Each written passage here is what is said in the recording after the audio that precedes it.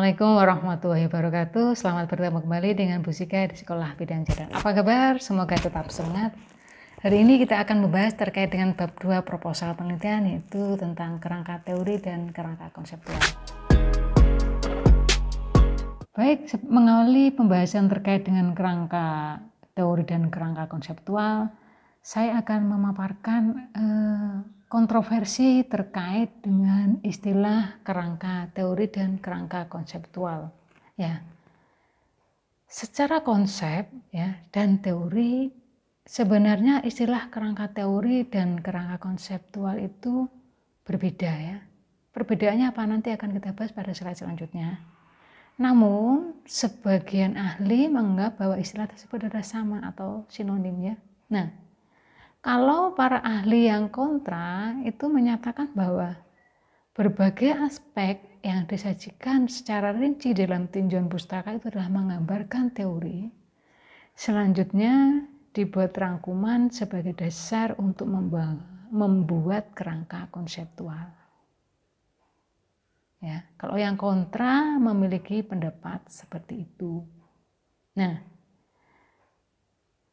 bahkan kadang-kadang ada kekeliruan yang sering terjadi bahwa ketika menyusun kerangka konsep, namun yang disusun adalah alur penelitian, yang mana sistem ada di situ sistematik yang menggambarkan populasi, kemudian sampel, randomisasi, variabel, dan sebagainya.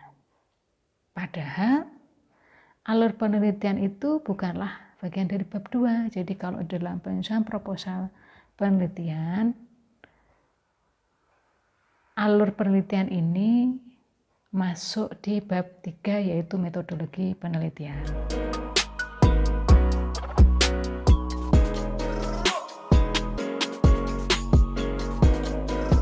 Terus kita bagaimana? Memilih yang mana? Nah, pertanyaannya kan seperti itu. Baik, sebelum memutuskan apakah saya pro dengan pendapat yang pertama, misalnya sinonim, atau saya setuju dengan pendapat yang kedua bahwa memang berbeda, maka mari kita simak penjelasan berikut ini, yang mana yang pertama kita akan membahas kerangka teori terlebih dahulu. Kerangka teori itu apa?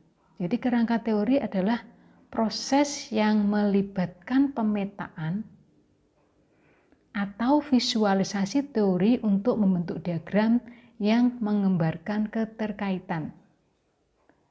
Ada yang menyatakan bahwa kerangka teori adalah gambaran singkat hubungan antar variabel teoretik. Jadi saya tekankan di sini adalah hubungan antar variabel teoretik di dalam sebuah skematik. Perlu diperhatikan bahwa kerangka teori itu bukanlah skema patofisiologi, bukanlah skema patogenesis, dan bukan pula alur kejadian. Selanjutnya kita akan bicara terkait apa sih manfaatnya kerangka teori ketika kita akan menyusun sebuah rencana penelitian. Yang pertama adalah kerangka teori itu akan memberikan struktur bagi penelitian yang akan dilakukan ya, memberikan gambaran bangunan dari konsep-konsep dari apa yang akan kita teliti. Yang kedua adalah dengan kerangka teori ini akan membantu peneliti menempatkan kontekstual teori di dalam penelitian yang akan dilakukan, yang mana di dalam kerangka teori ini harapannya yang dimasukkan adalah yang bisa diterapkan sesuai dengan apa yang kita teliti, tapi masih dalam tataran teori ya. Nah, kemudian kerangka teori ini juga akan mengarahkan agar peneliti itu fokus pada penelitiannya. Yang keempat, memberikan arahan bagi peneliti di dalam menentukan metode yang akan digunakan. Baik, berikut saya tampilkan contoh kerangka teori. Di sini ada seorang peneliti yang ingin mengetahui bagaimana hubungan gaya hidup dengan kecemasan pada remaja putri yang mengalami menarche. Di sini ditampilkan bahwa Dia mengambil beberapa teori ya, mungkin dari beberapa ekstrak dan sesuai dengan tujuan penelitiannya, maka di sini peneliti mencari teori yang pertama adalah gaya hidup dulu. Nah, gaya hidup itu dipengaruhi oleh apa? Faktor internal, ada eksternal. Nah, gaya hidup itu mempengaruhi ketidaksiapan remaja menghadapi menats. Nah, ketidaksiapan ini menimbulkan reaksi ketegangan, yang mana reaksi dan ketegangan ini, asumsi reaksi dan ketegangan ini dia diambil dari teorinya Suryani dan Widaisya tahun 2010. Nah, ketegangan ini akan menyebabkan kecemasan, yang mana terkait dengan kecemasan ini dia mengambil teori atau dari bukunya Diana Wati. Nah, kecemasan terkait dengan apa? Menats. Di dalam menats itu dari sini kita bisa melihat bahwa peneliti akan meneliti terdiri dari 5 hal tersebut terkait dengan menats ya. Yang mungkin perasaan tidak nyaman, kemudian mudah tersinggung, ketegangan emosi, dysmenore, bahkan ada flor albus atau keputihan. Nah, semua ini ada sumber teorinya. Jadi inilah gambar terkait dengan contoh kerangka teori. Contoh berikut adalah saya memberikan contoh yang mungkin kadang-kadang ada beberapa yang menganggap gambar seperti ini adalah kerangka teori. Namun sekali lagi saya katakan, sesuai dengan yang saya katakan awal tadi, bahwa kerangka teori itu bukanlah proses patofisiologis. Ya. Jadi yang saya tampilkan ini adalah bukan kerangka teori ya, namun patofisiologis preeklamsi pada ibu hamil. Jadi di sana ada prosesnya, dia startnya adalah dari bagaimana pada proses preeklamsi pada ibu hamil itu diawali dengan penurunan dari perfusi uteroplasenta. Nah, ketika ada penurunan perfusi uteroplasenta ini akan berdampak pada aktivasi endotelial. Penurunan uteroplasenta ini dipengaruhi yang atas tadi ya, maternal, gangguan pembuluh darah pada maternal, kemudian ada proses eksesif trophoblas dan sebagainya. Nah, ini adalah contoh dari patofisiologi ya, yang mungkin kadang ada beberapa yang menganggap bahwa ini adalah kerangka teori. Sekali lagi ini adalah patofisiologi.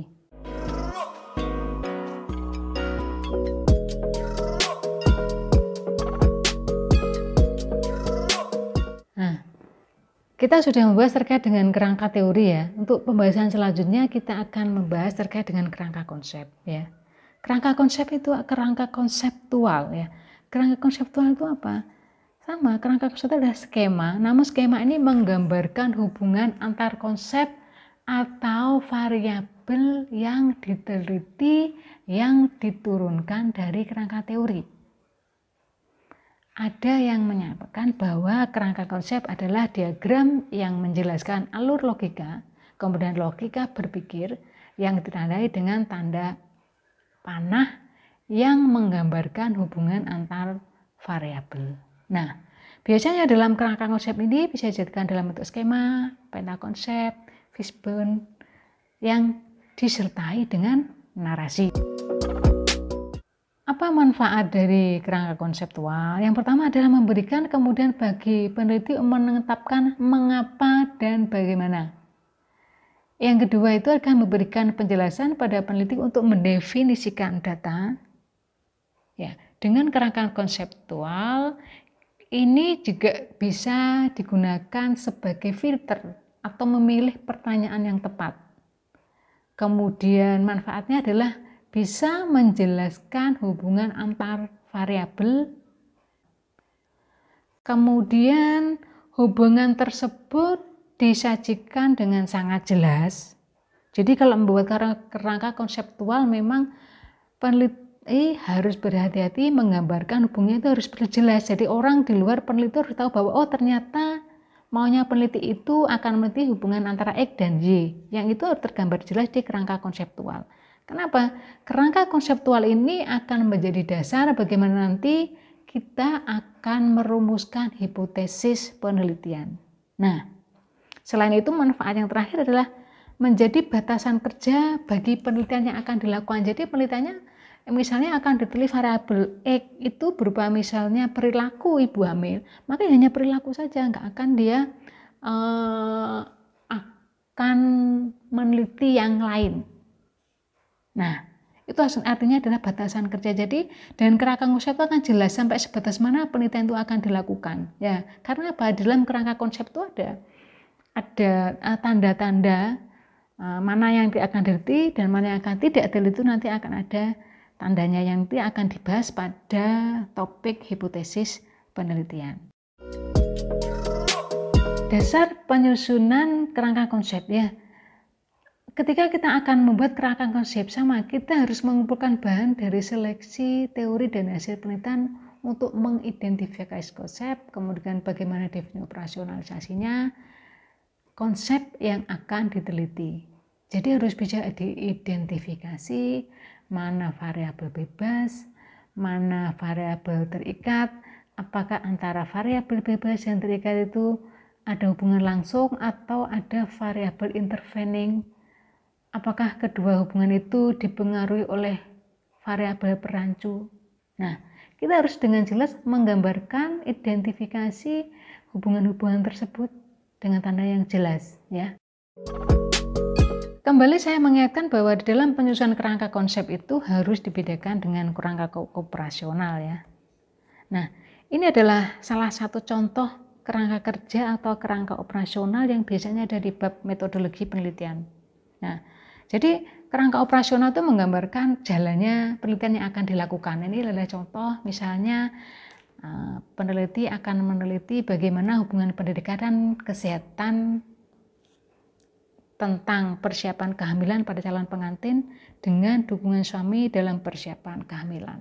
Nah, jadi pada kerangka operasional itu akan menggambarkan jelas bahwa nanti proses yang pertama saya akan nyari populasinya dulu dengan kriteria inklusi seperti apa, teknik sampling yang menggunakan purposive sampling, kemudian sampelnya siapa, pasangan calon KUA ya, kebetulan ini Singosari misalnya sebanyak 60 orang, kemudian pengumpulan data itu sampai ke bab terakhir sampai nanti ujinya dimasukkan dalam kerangka operasional. Jadi kembali lagi bahwa kerangka konseptual itu berbeda dengan kerangka operasional.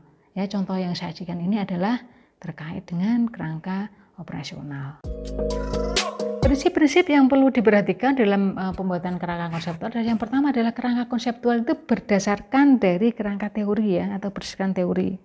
Yang mana itu harus menggambarkan hubungan antar variabel.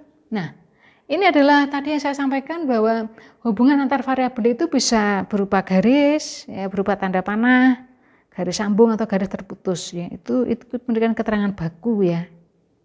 Nah, kemudian pada kerangka konseptual ini harus mengandung unsur ABC ya. ABC itu antecedent atau biasa disebut input, kemudian behavior, prosesnya seperti apa, kemudian konsekuensinya apa, yaitu outputnya apa yang akan dicari itu harus ada tergambarkan di dalam kerangka konseptual. Baik, ini adalah contoh dari kerangka konseptual jenis penelitian cross-seksional yang mana peneliti ini adalah akan meneliti analisis faktor yang berhubungan dengan psychological well-being pada pasien kanker payudara. Jadi inputnya adalah yang sebelah kiri, ada self-management, kemudian ada delivery system, decision support, kemudian clinical information system, komunikasi, research, and policy ya. Itu adalah bagian dari input, kemudian prosesnya adalah terkait dengan palliative care, kemudian yang mau dicari apa? Itu ada dua yang mau cari, outputnya adalah psychological well-being meningkat atau kualitas hidupnya yang meningkat. Contoh yang kedua adalah kerangka konseptual terkait dengan penelitian hubungan pendidikan kesehatan dengan metode ceramah dan small group discussion terhadap pengetahuan kesehatan reproduksi dan seksual. Ya, jadi ini peneliti akan melakukan kegiatan penelitian eksperimen kuasi ya, dengan memberikan pendidikan kesehatan dengan dua metode yang outputnya nanti adalah terkait dengan pengetahuannya meningkat atau tidak ya. Jadi variabel Y-nya kan hanya satu ya. Jadi untuk sikap positif itu mestinya titik-titik ya, garis titik-titik. Dari penjelasan yang sudah saya sampaikan tadi, maka kita akan bisa tahu, oh ternyata kerangka teori dan kerangka konseptual itu berbeda. Nah, di sini akan kita lihat dengan jelas apa bedanya. Jadi, untuk kolom yang hijau adalah untuk kerangka teori, yang untuk sebelah kanannya yang warna coklat muda itu adalah kerangka konsep. Jadi yang pertama adalah kalau kerangka teori itu adalah idenya masih bersifat luas atau umum. Nah, sedangkan kalau untuk kerangka konsep, idenya sudah spesifik. Mana variabel yang akan digunakan dalam penelitian. Kemudian yang kedua adalah kalau kerangka teori itu berdasarkan teori atau literatur yang sudah dilakukan pengujian dan divalidasi oleh ilmuwan atau peneliti yang lain. Nah, sedangkan kerangka konsep itu adalah berdasarkan konsep dan itu merupakan variabel utama yang akan digunakan dalam sebuah penelitian. Kemudian, jika kerangka teori itu membentuk model yang akan menjadi dasar dari sebuah penelitian yang mana juga sudah dikembangkan dengan baik oleh peneliti terdahulu dan sudah teruji. Nah, bagaimana dengan kerangka konsep? Kerangka konsep itu kan dibentuk sendiri oleh peneliti, sehingga memungkinkan bahwa antar peneliti yang topiknya sama, kerangka konseptualnya bisa berbeda. Karena setiap peneliti memiliki sudut pandang yang berbeda tergantung fokus studinya mau kemana. Perbedaan selanjutnya adalah kalau kerangka teori itu terdiri dari teori-teori yang saling terkait dengan proposisi yang telah disimpulkan para ahli yang dia berfungsi untuk menguji teori atau untuk memprediksi dan mengendalikan situasi dalam konteks penelitian. Nah, bagaimana dengan kerangka konsep? Kalau dalam kerangka konsep, kerangka yang disusun masih belum bisa terima karena apa? Masih berupa proposal. Yang itu menggambarkan bagaimana nanti peneliti akan menjawab masalah penelitian tersebut. Nah, di sana juga menggambarkan secara cara logika bagaimana cara penelitian akan dilakukan dan terdiri dari konsep-konsep yang saling berhubungan. Nah, kalau tadi di kerangka teori kan terdiri teori-teori ya. Nah, untuk tujuan dari kerangka konsep ini adalah bagaimana kerangka konsep itu juga menggambarkan apa ya? Tujuannya akan digambarkan bahwa tujuannya adalah mendorong perkembangan teori yang akan berguna bagi tataran praktis atau bagi tataran pelayanan. Ya. Jadi kalau yang tadi kerangka teori kan dalam situasi untuk mengendalikan konteks penelitian, tapi kalau sudah masuk dalam kerangka konseptual maka itu gunanya adalah untuk mengkaji apakah teori tersebut bisa digunakan dalam tataran praktis atau pelayanan. Nah, terkait dengan hubungan kerangka teori dan kerangka konseptual serta hipotesis, bisa digambarkan seperti berikut ya. Jadi kerangka konseptual itu merupakan bagian dari kerangka teori. Nah, dari kerangka konseptual ini akan memunculkan sebuah hipotesis yang ditawarkan oleh peneliti. Nah, bagaimana kesimpulannya? Dari berbagai paparan di atas yang sudah saya sampaikan bahwa memang ada perbedaan antara kerangka teori dan kerangka konsep. Nah, mungkin akan ada pertanyaan seperti ini. Apakah kerangka teori dan kerangka konsep harus selalu dicantumkan? Jawabannya tidak selalu. Memang lebih tepatnya adalah Anda mengikuti pedoman dalam pengerjaan skripsi ya, buku panduan pedoman skripsi. Karena biasanya pada level tingkat sarjana itu yang dicantumkan hanya kerangka konseptual penelitian. Nah, seperti itu. Nah, kembali lagi saya tegaskan bahwa apa perbedaan dari kerangka teori dan kerangka konseptual. Yang paling mudah diingat bahwa kalau dalam kerangka teori itu gambaran singkatnya adalah hubungan antara variabel teoretik ya, variabel teoretik dalam sebuah skematik, sedangkan kalau kerangka konsep adalah hubungan antar variabel penelitian ya. Itu dicatat bahwa variabel kalau kerangka teori itu menggambarkan hubungan antar variabel teoretik ya, antar variabel teoretik. Sedangkan kalau kerangka konseptual adalah hubungan antar variabel penelitian yang kedua-duanya dalam bentuk skematik. Baik, teman-teman sekalian, semoga penjelasan saya ini bisa menambah pemahaman teman-teman semua agar tidak bingung bagaimana membedakan kerangka teori dan kerangka konseptual. Terima kasih, semoga apa yang kita pelajari bisa memberikan manfaat, dan jangan lupa apabila ada pertanyaan silahkan tulis di kolom komentar, dan jangan lupa diberikan identitas lengkap, nanti akan kita bahas bersama. Selamat belajar, jangan lupa subscribe agar tidak ketinggalan video pembelajaran berikutnya, yaitu kita akan membahas tentang hipotesis penelitian. Terima kasih. Wassalamualaikum warahmatullahi wabarakatuh.